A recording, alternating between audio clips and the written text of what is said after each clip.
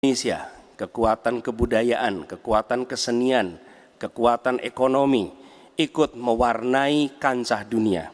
Kita ingin film kita, seniman kita, kuliner kita, diplomati kita, para diaspora kita menjadi fenomena dunia, hadir mewarnai kancah internasional.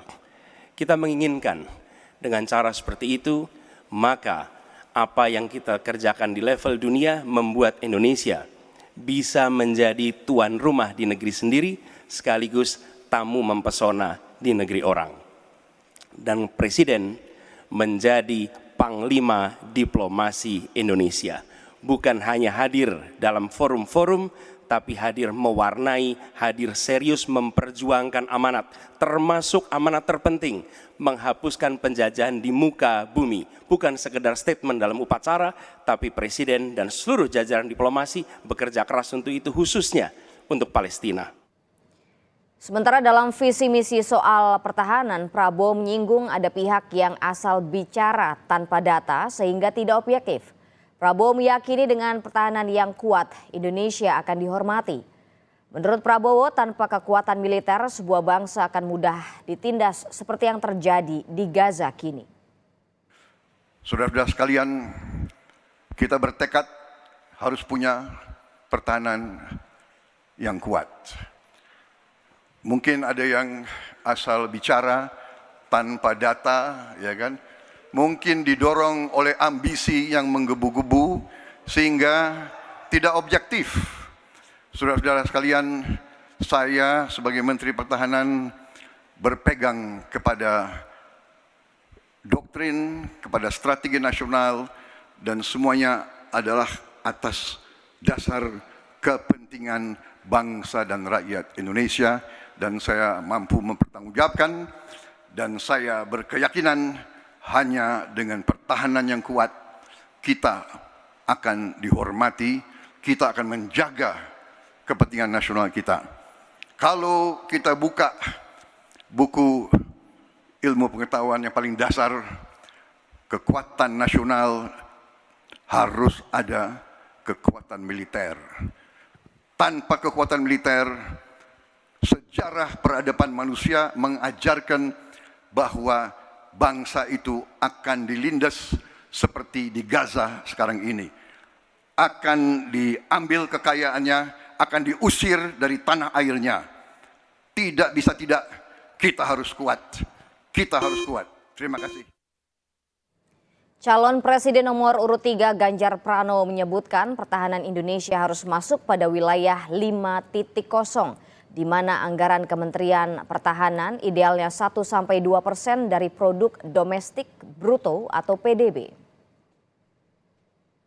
Pada wilayah 5.0 dengan teknologi sakti, dengan rudal hipersonik, senjata cyber, sensor kuantum, dan sistem senjata otonom, dan itu bisa dilakukan kalau anggaran dari Kemenhan itu 1-2% dari PDB, sehingga MEF kita akan bisa tercapai. Karena ini yang mengerikan, di 2024 saya khawatir ini tidak akan tercapai. Capres nomor urut 1 Anies Baswedan juga menyinggung soal kebobolan yang dialami pemerintah, mulai dari serangan siber, perdagangan orang, narkoba, sampai pencurian ikan dan pasir.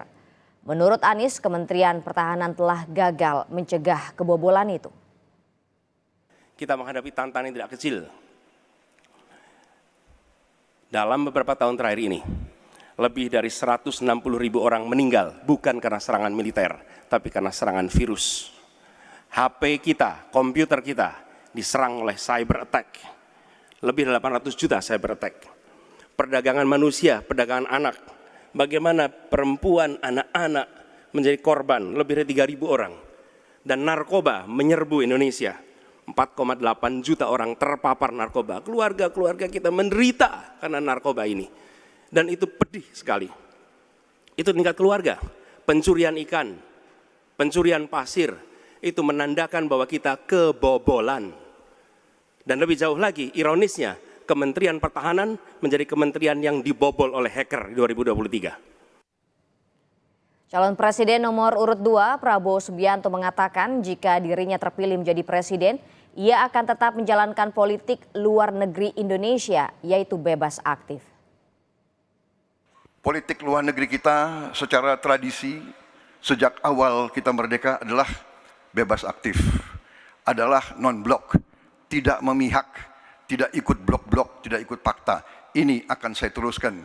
Dengan hubungan baik dengan semua kekuatan, kita bisa mengamankan kepentingan nasional kita. Calon Presiden nomor urut 3 Ganjar Pranowo mendorong reformasi kepolisian untuk menyelesaikan masalah terorisme, judi online, pinjaman online, kekerasan seksual, dan perdagangan orang. Ganjar juga mengingatkan polisi harus kembali menunjukkan kesederhanaan dan integritas. Terorisme, narkoba, pinjaman online, judi online, kekerasan seksual, ini perlu mendapatkan perhatian termasuk TPPU. Maka reformasi kepolisian betul-betul harus mengantisipasi ini dengan penguatan cyber system kita, termasuk pengembangan SDM cyber yang kuat. Polisi yang menjadi pengabdi masyarakat betul-betul akan bisa mengayomi. Seperti kemudian pada saat saya bertemu dengan Ibu Mary Hugeng. Bagaimana Ibu Mary menceritakan bahwa polisi kita mengayomi dengan kesungguhan. Polisi kita hidup dengan sangat sederhana dan mereka punya integritas yang tinggi. Sebagai anak.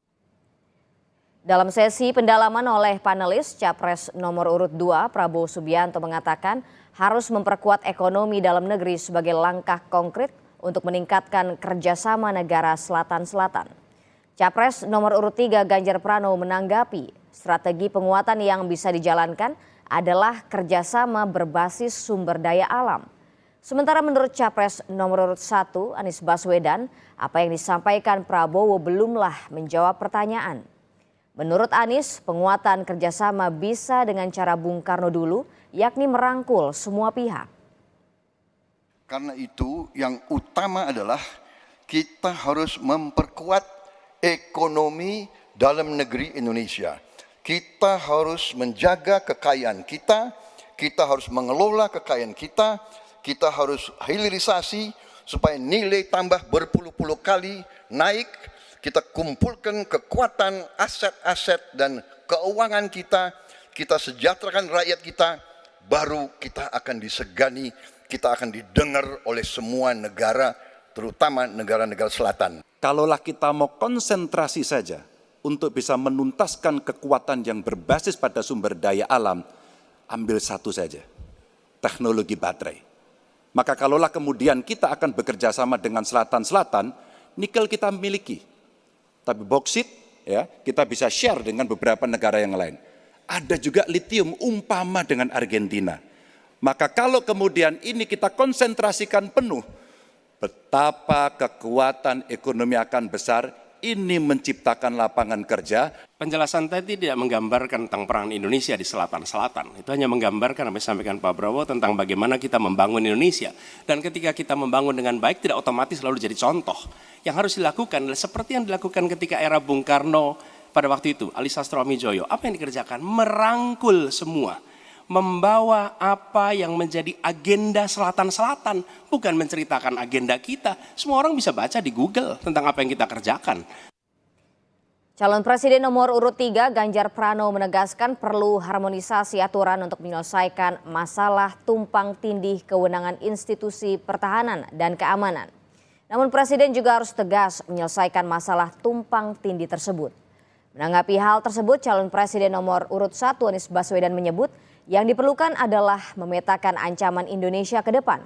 Dengan demikian, kewenangan lembaga diatur sesuai ancaman tersebut. Sementara Prabowo Subianto kembali menyebut dirinya sepakat dengan Ganjar Pranowo. Pimpinan tertinggi harus menyelesaikan masalah tumpang tindih kewenangan. Seluruh yang tumpang tindih dari sisi regulasi, 1 perlu harmonisasi, 2 perlu sinkronisasi. Dan pada tingkat tidak ada keputusan, maka pemimpin tertinggi harus berani mengambil keputusan itu.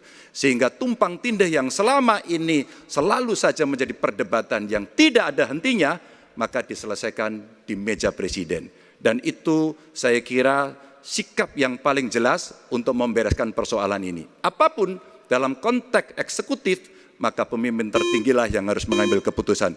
Harus dirumuskan apa tantangan dan ancaman keamanan Indonesia di tahun-tahun ke depan. Dengan itu dirumuskan, maka kita tahu apa ancamannya. Lalu dari situ kemudian kita lihat bagaimana badan-badan yang selama ini ada diatur untuk merespon atas tantangan itu. Kalau kita hanya menata ulang tanpa memikirkan apa ancaman barunya, maka kita tidak lebih dari sekedar menyelesaikan urusan organisasi.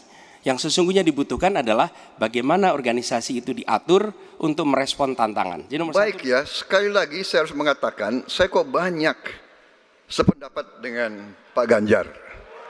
Jadi benar tumpang tindih harus diselesaikan oleh pimpinan tertinggi dan itu saya kira bisa ya. Tapi benar saya juga harus mengatakan kita harus apresiasi prestasi TNI dan prestasi Polri dalam menjaga pertahanan keamanan, dalam mengatasi berbagai peristiwa-peristiwa yang pelik. Harus kita akui, menghadapi terorisme, bom Bali, Peloso, dan sebagainya. Calon Presiden nomor urut 1 Anies Baswedan mengatakan Kementerian Pertahanan pernah diserang oleh peretas atau hacker pada 2023. Dan lebih jauh lagi, ironisnya, Kementerian Pertahanan menjadi kementerian yang dibobol oleh hacker di 2023. Sebuah ironi, karena itu kita ingin mengembalikan dan 700 triliun anggaran Kementerian Pertahanan tidak bisa mempertahankan itu, justru digunakan untuk membeli alat-alat alutsista yang bekas. Calon Presiden nomor urut 1 Anies Baswedan menegaskan untuk tidak melibatkan korporasi yang terlibat korupsi dalam pembelanjaan alutsista. Hal itu disampaikan saat calon Presiden nomor urut 3 Ganjar Pranowo bertanya tentang solusi ekonomi pertahanan untuk mengejar ketertinggalan Indonesia.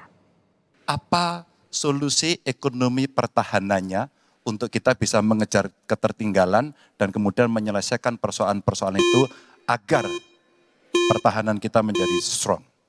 Dan untuk itu maka kita harus memperbesar GDP kita, memperbesar APBN kita. Karena itulah pertumbuhan ekonomi menjadi penting. Dengan pertumbuhan ekonomi yang merata dan berkualitas, harapannya maka kita memiliki masukan negara yang cukup. Tapi yang tidak kalah penting ketika kita berbicara tentang memastikan bahwa belanja alutsista itu bersih, tidak melibatkan korporasi-korporasi yang punya masalah dengan korupsi. Capres nomor urut 1 Anies Baswedan menyebut negara harus mendukung pengembangan budaya nasional dan kuliner Indonesia untuk dibawa ke luar negeri.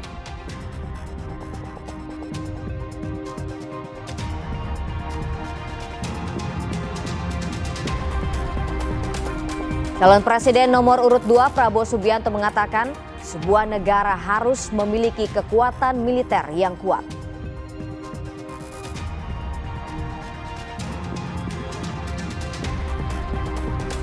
Calon Presiden nomor urut 3 Ganjar Pranowo menyebutkan bahwa dia pernah melakukan pertemuan dengan istri Jenderal Hugeng Iman Santoso. Dalam pertemuan itu kepada Ganjar, Mary menyinggung mengenai polisi yang mengayomi dan hidup dengan sederhana.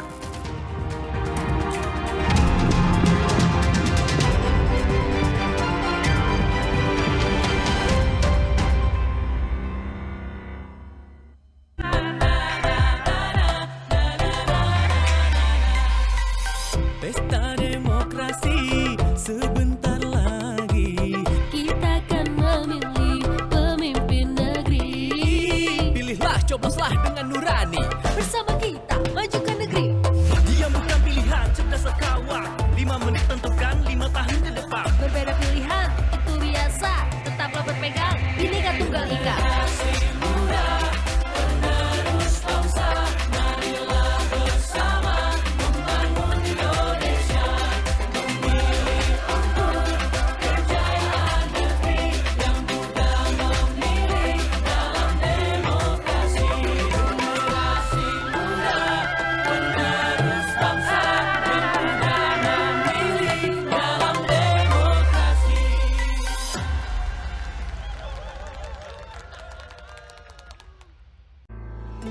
Lengkapi keindonesiaan Anda dengan informasi peristiwa khas terkini. Misteri penemuan jenazah 4 anak mulai terkuak. Api diduga berasal dari korsleting listrik. Dari seluruh penjuru tanah air. Pencarian 10 korban hilang akibat banjir bandang dan tanah longsor di Kabupaten Pastikan Humbang Hasundutan, Anda ikuti Sumatera Utara. Indonesia Update, Senin sampai Jumat, pukul 2:30 siang. Live di Kompas TV. Saya, Budiman Tanurjo, menyambut Anda dalam sebuah forum berkualitas, mencermati Indonesia dengan bijak dari kacamata kebangsaan. Kita dapat menemukan banyak pemikiran konstruktif, kritis, dan taktis yang mampu menyelesaikan problem negeri ini. Satu meja The Forum live di Kompas TV.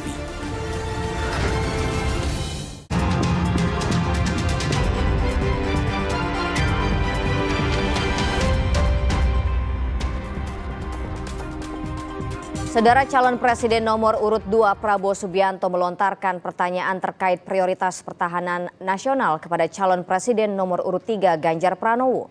Menjawab pertanyaan itu, Ganjar menekankan skala prioritas pertahanan di bidang maritim lalu dilanjutkan di bidang udara.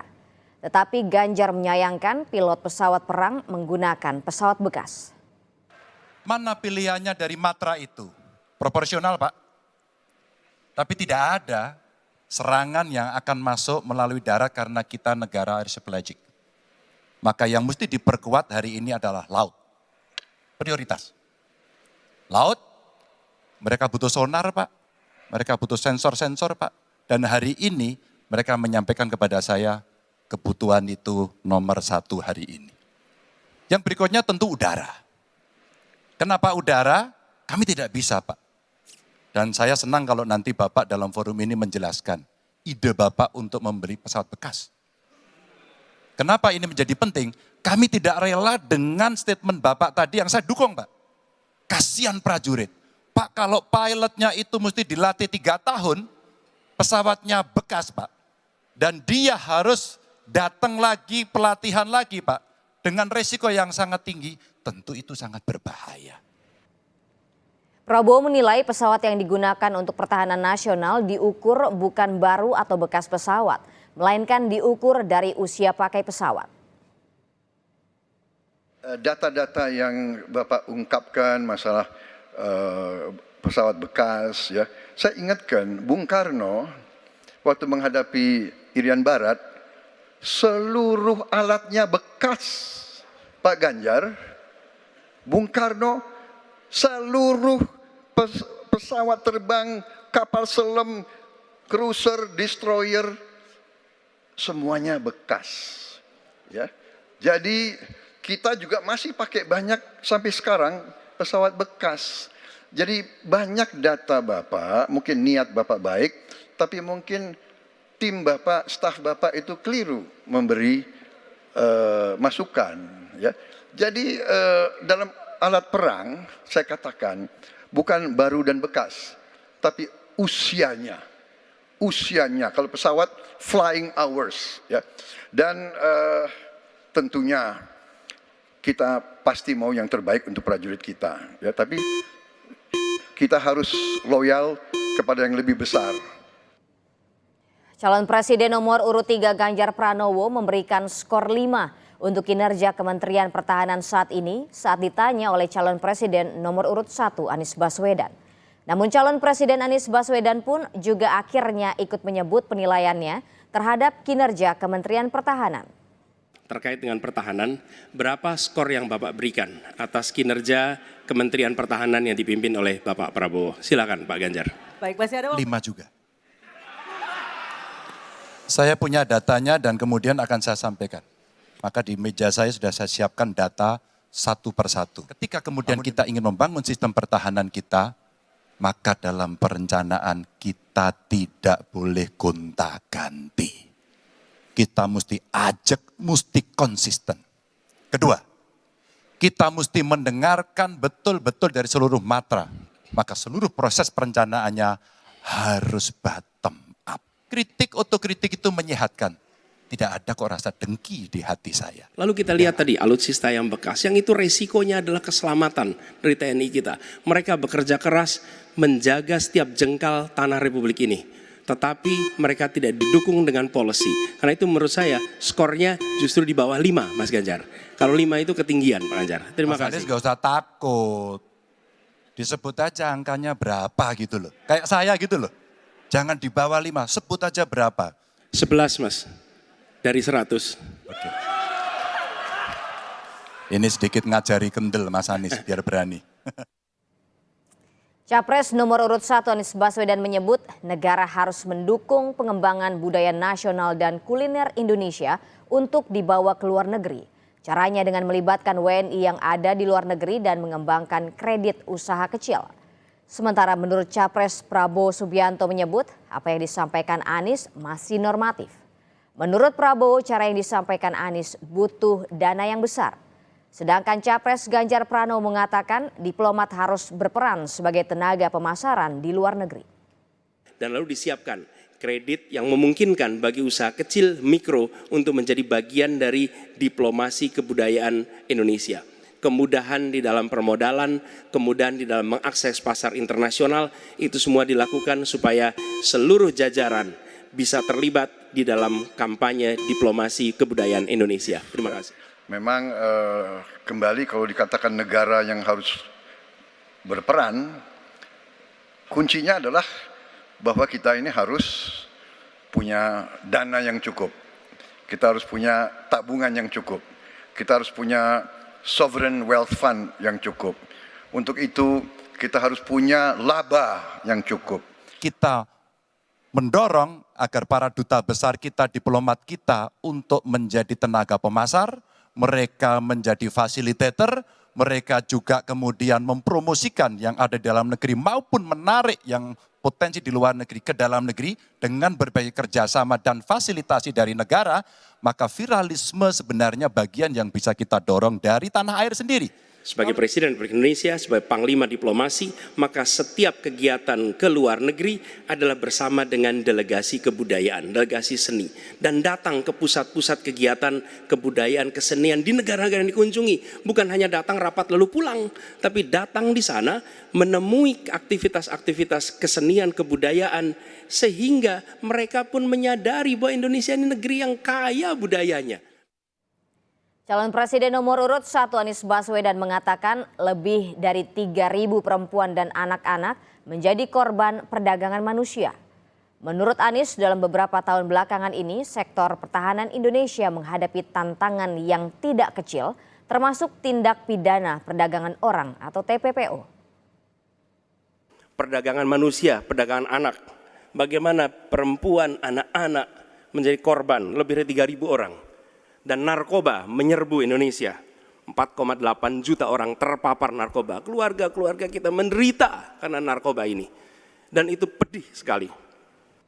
Calon Presiden nomor urut 2 Prabowo Subianto mengatakan sebuah negara harus memiliki kekuatan militer yang kuat.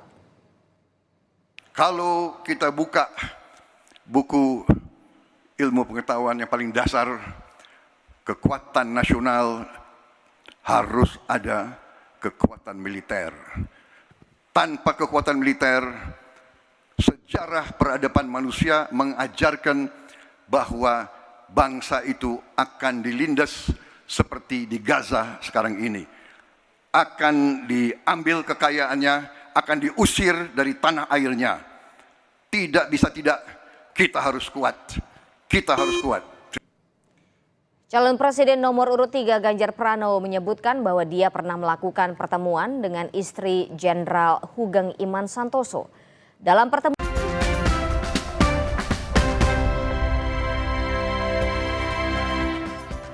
masih dalam pembahasan pasca debat Capres tadi malam soal pertahanan, keamanan, geopolitik, dan juga hubungan internasional. Tadi sebelum jeda saya bertanya soal apakah tidak elaboratifnya jawaban-jawaban dari Pak Prabowo Subianto soal beberapa pertanyaan dari kandidat lain. Ini karena memang mengenai data pertahanan keamanan negara yang banyak sifatnya rahasia atau classified gitu.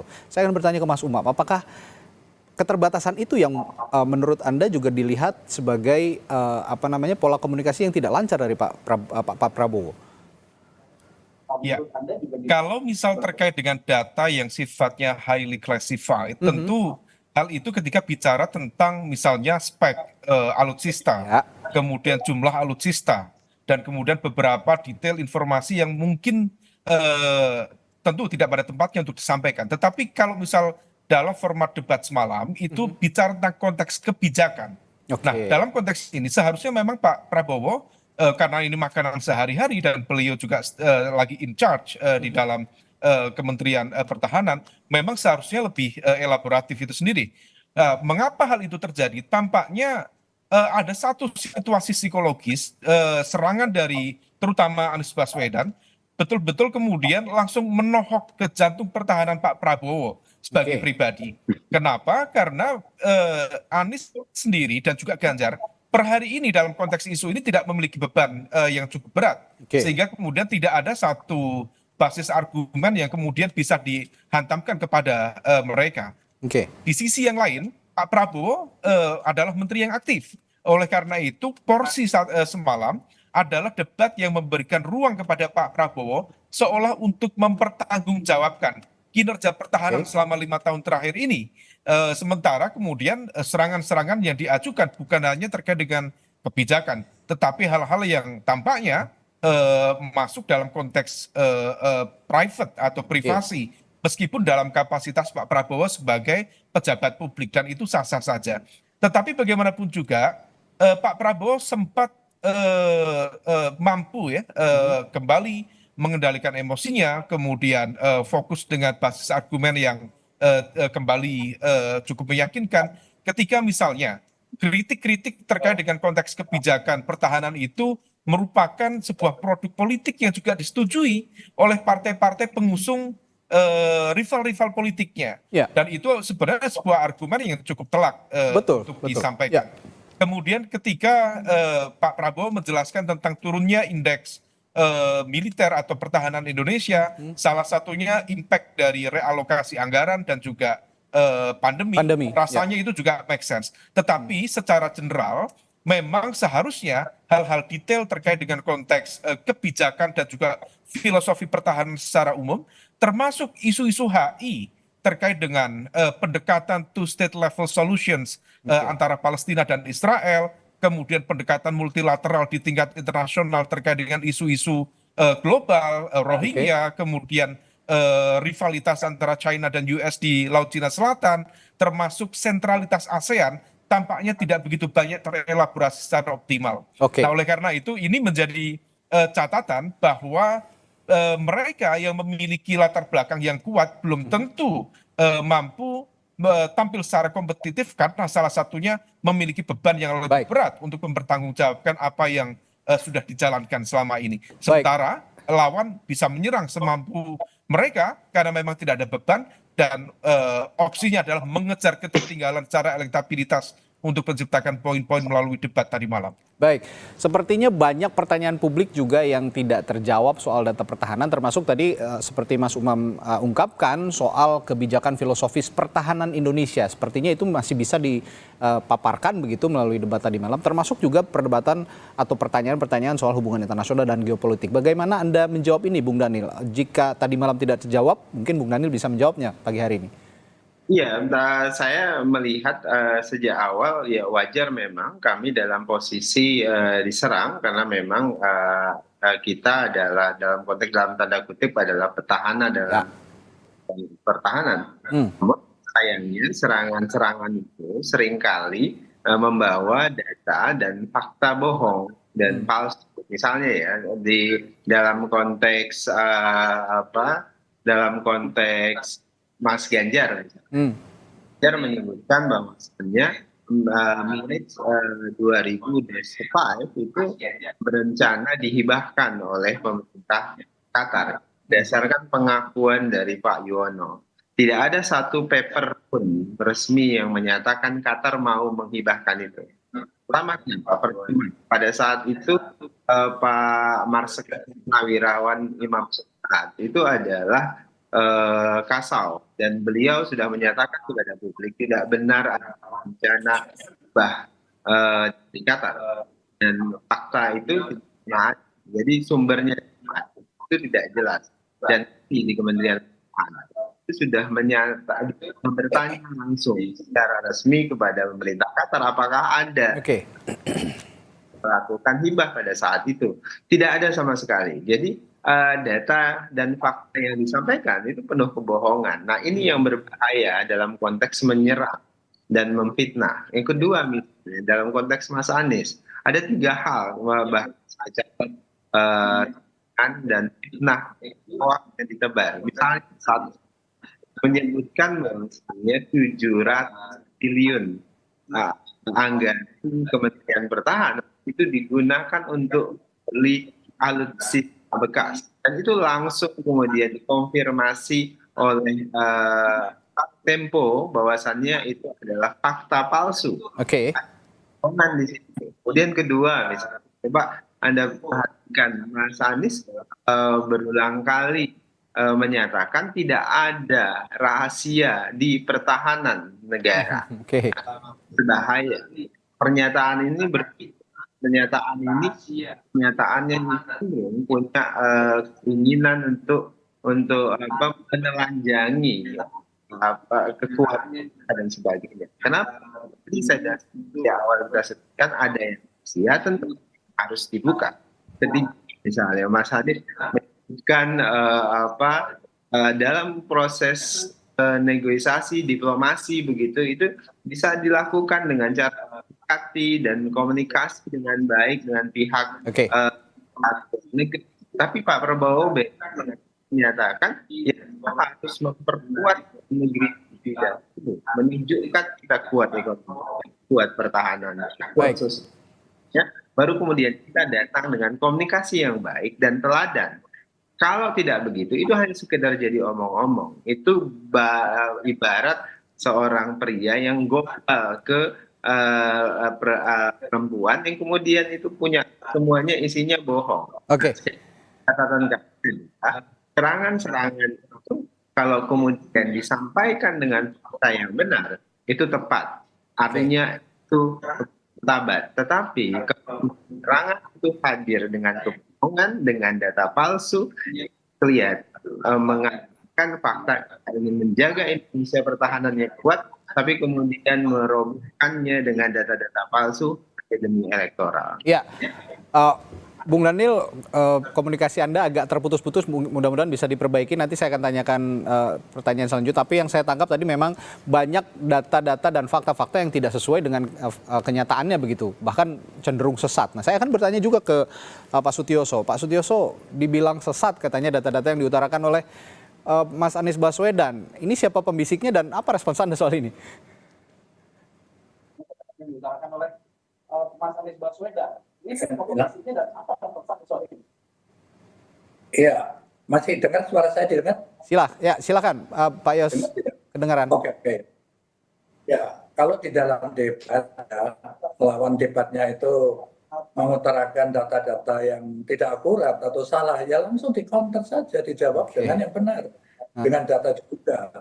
Bukan lalu minta ngopi di lain kesempatan, ya pasti nggak ada kesempatan kan, itu seperti itu. Gitu. Nah, dan memang sekali lagi kuncinya itu satu ya, kita itu harus mampu mengendalikan diri, mengendalikan emosi pada saat dapat tekanan. Nah, pada saat jadi kepala pemerintahan atau kepala negara, tekanan itu lebih dahsyat daripada hanya sekedar debat seperti tadi malam.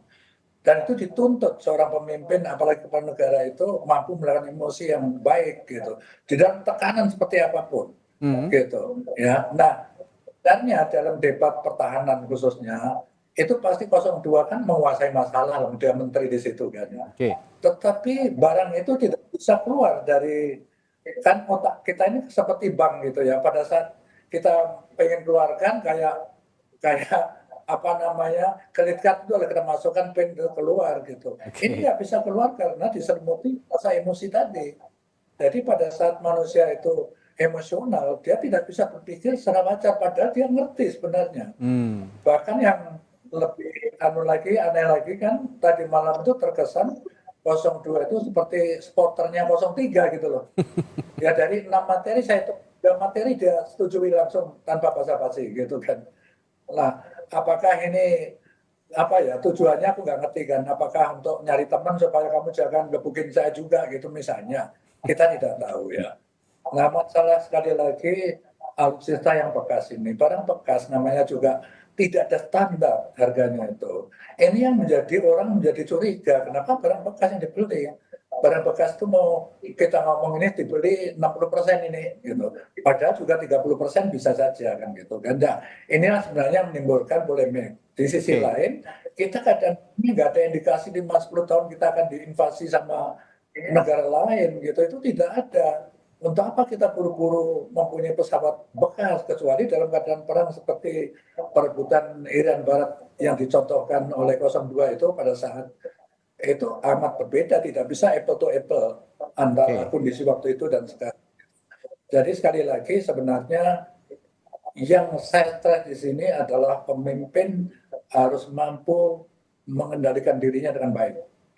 Karena apalagi negara Indonesia yang sangat complicated ini, dia suatu saat akan dapat tekanan yang sangat berat, gitu. Dan itu dituntut harus bisa mengendalikan diri sehingga tetap berpikir ini menghasilkan keputusan-keputusan yang sehat dan tepat. Itu pendapat saya. Dan sekarang harus apa yang kita lakukan pada kondisi seperti ini?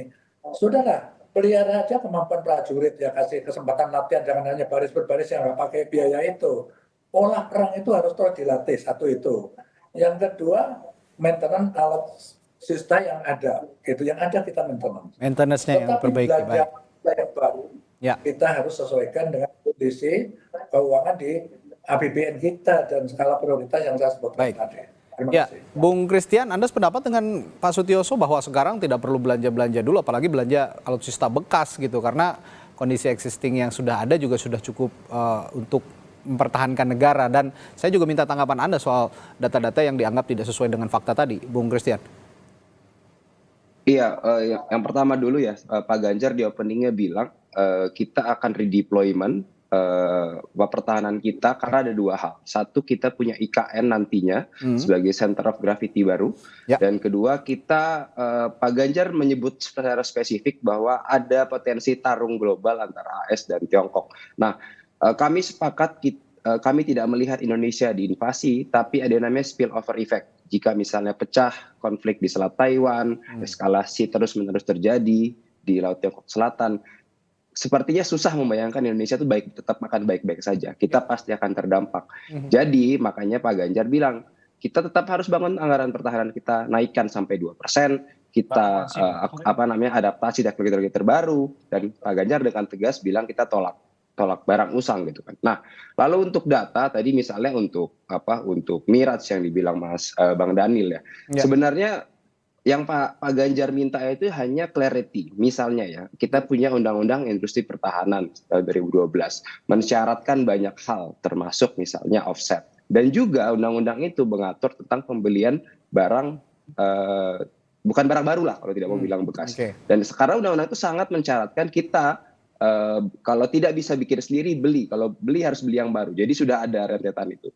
Nah, yang kami amati prosesnya itu kemudian kita tidak mengerti perencanaannya seperti apa untuk Miraj ini. Contoh paling gampang adalah apakah misalnya ada kajian dari KKIP yang dibuka gitu untuk minimal ke DPR deh. Apakah ada kegentingan? Karena sepemahaman kami Undang-Undang Ilhan itu bilang jika memang membutuhkan barang bekas harus ada eskalasinya, harus ada keputusan politik di dalamnya bahwa ini situasi genting, kita butuh immediate new weapons yang kita harus datang saat ini juga. Masalahnya buat kami kedatangannya kan juga masih kalau normal 2025 ya, not really immediate gitu loh. Jadi kemudian eskalasi atau misalnya kegentingan apa yang diatur oleh Undang-Undang Ilhan itu yang terlewati sehingga membutuhkan, dan sudah begitu pula ditunda.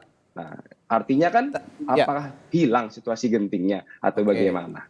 Tapi dalam urusan politik ini kan sebenarnya dalam pembahasan anggaran pertahanan lah, kita ambil contoh begitu, dan juga alokasi yang sudah dianggarkan ini kan dibahas juga secara politik di DPR begitu, bersama PDI Perjuangan, partainya pengusung Pak Ganjar juga, bersama juga tadi pengusungnya Pak Anies, ada Partai Nasdem, PKS, dan mostly partai-partai ini tidak bersuara keras atau tidak menentangnya pada saat di DPR.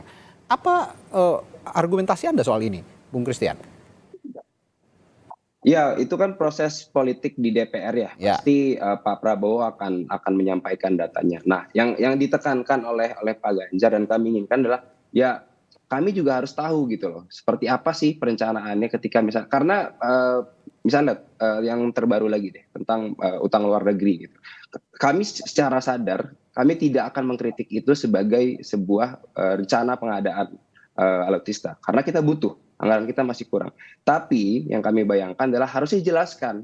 Pak Jokowi sudah punya konsep namanya investasi pertahanan. Kalau misalnya memang ada utang luar negeri ini, seperti apa sih misalnya kita itu digunakan membangun industri dalam negeri? Apakah misalnya itu digunakan untuk membeli misal fighter tertentu? Seperti apa offsetnya kemudian akan diterima oleh sebut saja PTDI? Atau misalnya kita ingin membangun kalau di Inhan itu ada namanya tier 3, tier 2 Inhannya gitu. Bisa nggak kita misalnya menjadi supplier sesimpel misalnya bautnya aja deh gitu.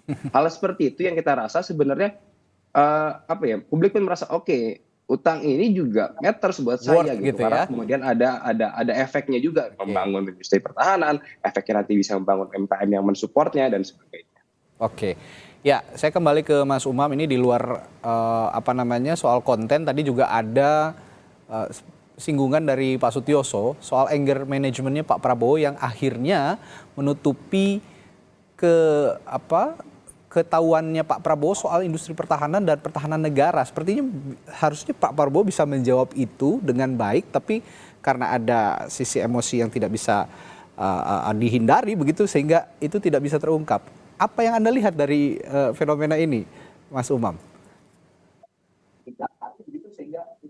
Iya, sebenarnya respon itu cukup manusiawi ya. Karena bagaimanapun juga kalau misal kita cermati poin-poin serangan yang disampaikan oleh Mas Anies, itu bukan hanya terkait dengan konteks kebijakan pertahanan, tetapi juga menyangkut hal yang sifatnya cukup personal. Dan apalagi di debat yang agak tengah, itu bicara tentang sesuatu yang lebih private lagi. Sehingga kemudian Pak Prabowo tampil begitu emosional dengan mengatakan bahwa tidak pantas seorang profesor mengatakan seperti itu, menghasut dan lain sebagainya.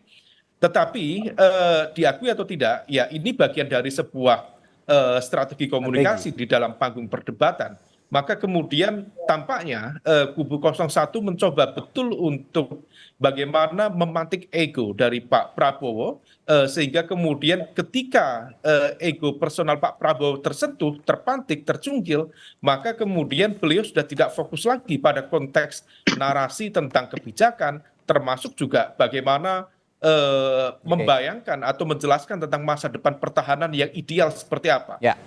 Tetapi sayangnya juga beberapa poin yang barangkali juga tidak begitu optimal, kurang terelaborasi, termasuk oleh capres-capres lain. Ini bicara tentang pertahanan, bicara tentang keamanan, tetapi Papua sama sekali tidak disinggung dalam konteks perdebatan itu. Sementara dalam konteks tantangan internal di Indonesia, termasuk dalam konteks apakah ini ranah pertahanan ataukah keamanan yang dianggap tumpang tindih, itu pun juga tidak banyak terelaborasi. Dan itu adalah titik sensitif yang sangat krusial. Nah, oleh karena itu ke depan pesan yang barangkali cukup meaningful untuk semua pihak, termasuk khususnya untuk Pak Prabowo, anger management betul-betul harus dijaga betul, bagaimana kemudian merespon kritikan, serangan secara lebih terakur, lebih terukur, sehingga kemudian tidak begitu terjebak dalam pertarungan emosi. Nah, kalau misalnya kemudian sudah terjebak di situ, saya pikir ada banyak poin yang seharusnya bisa diraih, tetapi kemudian tidak bisa dioptimalkan, dan justru memberi ruang bagi rival untuk mencuri poin dalam perdebatan seperti tadi malam. Baik, saya kasih kesempatan terakhir singkat Bung Dhanil untuk merespons. Tadi ada saran juga dari Mas Umam untuk lebih bisa mengelola anger management begitu kira-kira dalam debat-debat selanjutnya. Bagaimana pandangan Anda soal ini? Terakhir Bung Dhani singkat. Tadi saya sebutkan Pak Prabowo itu otentik gitu ya. Apa adanya. Kalau ketika harus marah ya harus marah. Beliau bisa berpura-pura, apalagi menunjukkan wajah kepalsuan. Itu Pak Prabowo. Itu kemudian kedua, tadi saya mau melanjutkan apa yang dijelaskan oleh Guntur. Nah, inilah yang saya sebut dengan dramaturgi kemunafikan itu. semua hal itu sebenarnya sudah dipahami dan dijelaskan di banyak forum, termasuk di DPR. Itu ada PDIP, di situ ada P3, dan semua mereka itu adalah mentornya Pak Ganjar, termasuk Pak Andika. Ketika dalam forum debat bersama saya di salah satu stasiun televisi, beliau justru paralel pendapatnya dengan penjelasan saya terkait dengan Miraj. Jadi ini hanya terkait dengan dramaturgi kemunafikan yang ingin ditampilkan. Sesungguhnya semuanya bersepakat, tetapi kepentingan elektoral dan panggung debat ini digunakan untuk menyerang. Kemudian ada serangan-serangan yang sifatnya sangat personal. Inilah kenapa saya sebutkan kemarin itu adalah debat antara negarawan dengan pemburu kekuasaan. Ya, oke. Ini ya sepertinya perdebatan soal pertahanan masih akan berlanjut meskipun debatnya sudah selesai, tapi mungkin di ranah sosial media, di ranah publik ini akan terus berlanjut dan akan sangat menarik untuk kita tunggu. Sebenarnya tim Pak Prabowo Gibran juga bisa punya kesempatan untuk menjelaskan ini semua di ranah-ranah publik, di ranah-ranah yang lain selain forum debat begitu. Nah, tapi kalau misalnya diambil dari ini survei singkat begitu ya melalui telepon tadi malam di Litbang Kompas. Ini ada pertanyaan, setelah melihat debat tetap atau berubahkah kandidat yang akan Anda pilih dalam pemilu 2024 nanti, terutama untuk pemilu presiden? Nah, secara umum menjawab 77,5% ini tidak berubah. Sehingga debat tadi malam sepertinya tidak terlalu banyak memengaruhi pilihan yang sudah ditetapkan oleh pemilih. Nah, ini menarik sekali untuk kita lanjutkan selanjutnya. Masih ada 2 debat lagi, debat calon wakil presiden dan juga calon presiden. Terima kasih Bapak-Bapak yang sudah bergabung pagi hari ini. Perspektifnya menarik sekali soal pertahanan keamanan dan debat tadi malam. Untuk Pak Sutioso, Wakil Ketua Dewan Penasehat Timnas Amin, lalu Pak Daniel Simanjutak, TKN Prabowo Gibran, Christian Guntur, TPN Ganjar Mahfud, dan juga Khairul Umam, pengamat politik dari Universitas Paramadina. Terima kasih Bapak-Bapak, sehat selalu, sampai jumpa lagi.